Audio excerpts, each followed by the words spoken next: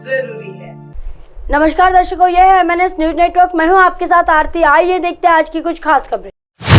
DK Shiv Kumar को नहीं मिली loyalty की रॉयल्टी, इसलिए भारी पड़ गए सिद्धारमैया। कर्नाटक चुनाव के परिणाम आने के साथ ही सियासी गलियारों के जिस बात की चर्चा थी वो बात सच साबित हो गई। मुख्यमंत्री के दो प्रबल दावेदारों को लेकर लंबी खींचतान और कई दौरे के विचार विमर्श के बाद सिद्धारमैया के नाम पर मुहर लग गई। सिद्धारमैया का रास्ता काटने के लिए डीके शिव कुमार ने सारे घोड़े खोल दिए थे।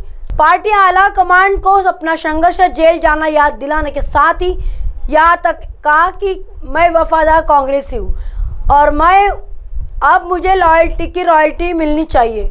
खुद को वफादार कांग्रेसी बताकर शिव कुमार परोक्ष रूप से यह बताना चाहते थे कि सिद्धारमैया जेडी से पार्टी आए। उन्होंने यह तक पेश कर डाली थी कि सिद्धारमैया के अलावा मुझे कोई भी सीएम के रूप में स्वीकारे।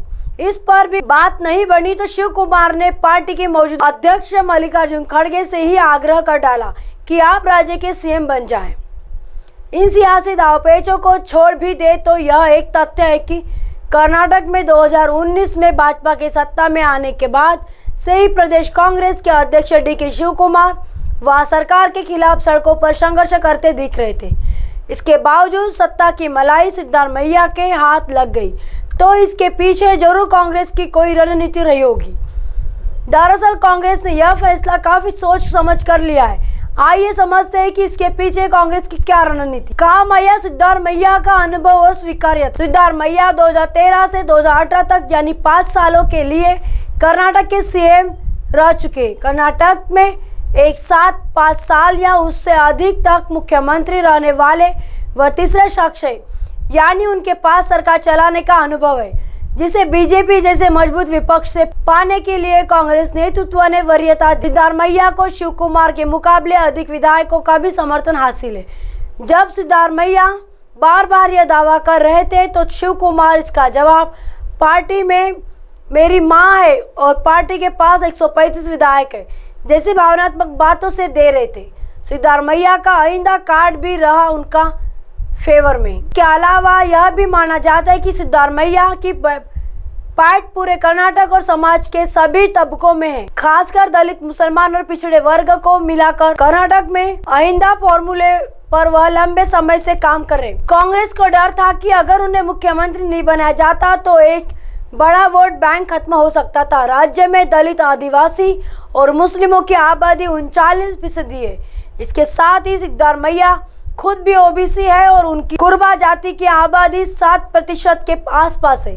कांग्रेस ने कर्नाटक में इसी समीकरण के सारे राज्य की राजनीति में वापसी की है और वह इसे कमजोर नहीं करना चाहती। डीके शिव कुमार के खिलाफ भ्रष्टाचार के मामले चल रहे और वह केंद्रीय एजेंसियों सीबीआई और ईडी के रडार पर कुछ सालों से है। इन मामलों में वह जेल तक जा चुके हैं। ऐसे में उन्हें कर्नाटक का मुख्यमंत्री बनाए जाने के बाद उनके जेल जाने की आशंका बनी रहती है और सरकार के अस्थिर होने का खतरा हमेशा बना रहता है। पार्टी आला कमान यह नहीं चाहती कि 2019 में जिस तरह से भाजपा ने कांग्रेस जेडीएस की सरकार का तख्ता पलट किया वैसी स्थिति दोबारा बनी। दिल्ली दरबार में भी बैटिंग मजबूत बनी थी। मुख्यमंत्री के दो प्रबल दावेदारों में किसे सीएम बनाना चाहे, इस बात पर कांग्रेस आला कमान में आम राय नहीं थी। ज्यादातर विधायकों के साथ ही राहुल गांधी और कांग्रेस महासचिव संगठन के सी वेणुगोपाल सिद्धारमैया का समर्थन कर रहे थे। सोनिया गांधी के साथ जरूर शिव कुमार के अच्छे संबंध है, पर उन्होंने इस मामले में ज्यादा दखल नहीं दिया। पार्टी अध्यक्ष मल्लिकार्जुन खड़गे और पार्टी के कर्नाटक मामले के इंचार्ज रणदीप सुरजेवाला किसी का पक्ष नहीं ले रहे थे। ऐसे में दिल्ली दरबार से भी सिद्धारमैया शिव कुमार पर भारी पड़ गए। आइए देखते हैं अगली खबर की तरफ। जनता विश्वासघाती को माफ नहीं करेगी, डॉक्टर हर्षवर्धन। भाजपा ने अरविंद केजरीवाल पर दिल्ली की जनता के साथ विश्वासघात करने का आरोप लगाते हुए कहा कि जनता ऐसे विश्वासघाती को कभी माफ नहीं करेगी। वजीरपुर में एक जनसभा में डॉक्टर हर्षवर्धन ने कहा कि आप आम आदमी का मुखौटा पहनकर वह 171 करोड़ रुपए के 109 कमरे के मकान में रह रहे थे। जनता जिसे आम आदमी समझती थी वह धोखेबाज निकला।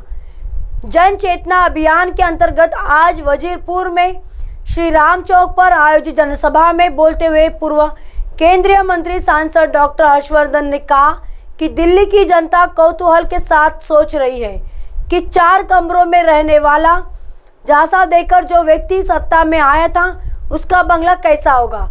इसलिए मैंने केजरीवाल को यह सुझाव दिया है कि वह अपने शीश महल को जनता को दिखाने के लिए खोल दे, दिखाए करोड़ों रुपए के पर्दे, ग्रेनाइट दीवारें, सजावट का सामान कैसा होता है। नेता प्रतिपक्ष रामवीर सिंह बिदुड़ी ने कहा कि केजरीवाल ने दिल्ली के खजाने को बेलगाम होकर लूटा है।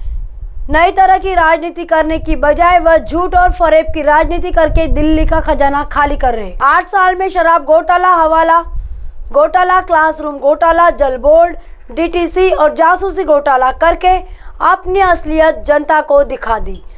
जनता ऐसे व्यक्ति को कभी माफ नहीं करेंगी। आइए देखते हैं अगली खबर की तरफ। शख्स के पास चैन से सो रहा था कुत्ता, तभी आया धमका तेंदुआ।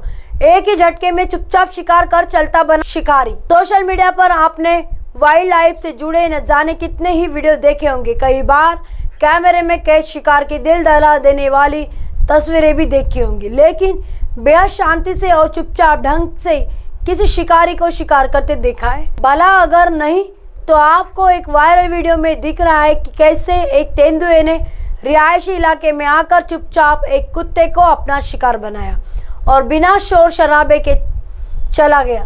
सीसीटीवी में दिख रहा है ये वीडियो, जिसने भी देखा वो दंग रह गया। ट्विटर अकाउंट नेहा पंचमिया पर शेयर वीडियो में चैन से सो रहे कुत्ते का शिकार करते हुए तेंदुए को देखकर दहल जाएंगे। वीडियो में साफ देखा जा सकता है कि एक शख्स तख्त पर कंबल ताने सो रहा है, जिसके बेहद करीब जमीन पर नींद फरमा रहा था कुत्ता। तभी एक तेंदुआ आया और चुपचाप कुत्ते को उठाकर चलता बना। इस वीडियो को 91,000 से ज्यादा बार देख तेंदुए ने किया सोते कुत्ते का शिकार। सोशल मीडिया पर एक शिकार का ऐसा वीडियो वायरल हो रहा है जिस पर यकीन करना बेहद ही मुश्किल हो जाएगा। एक तेंदुआ रिहायशी इलाके में चुपचाप आया और कंबल तान कर सो गए। सो रहे शख्स के पास चैन की नींद सोते कुत्ते की गर्दन दबोच कर चला गया।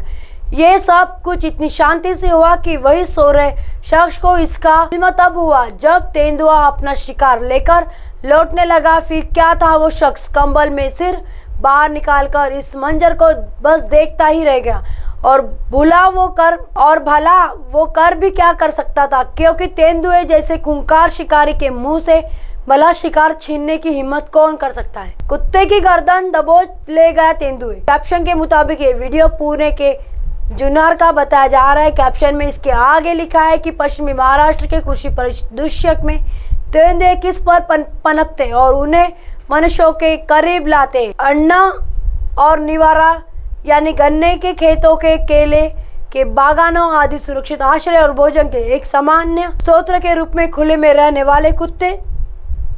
यह तेंदुआ ठीक ठाक जानता था कि वह क्या कर रहा था, जबकि उस आदमी की मौन प्रतिक्रिया ने मुझे 1 मिनट के लिए झंझोर कर रख दिया। सोच भी नहीं सकते कि एक बार जब उसे एहसास हुआ कि उसके साथ कितनी करीबी मुठभेड़ हुई है, जो उसे कितना झटका लगा होगा। वीडियो खूब वायरल हो रहा है, जिसने लोगों को सहारा दिया। अब आप हमारे चैनल को आपके मोबाइल पर भी देख सकते हैं। मोबाइल ऐप पर देखने के लिए प्ले स्टोर से MNS न्यूज़ टीवी डाउनलोड करें। Insta, link, Twitter, iQOO, Facebook और कई सोशल मीडिया के प्लेटफॉर्म पर हमारा चैनल उपलब्ध है।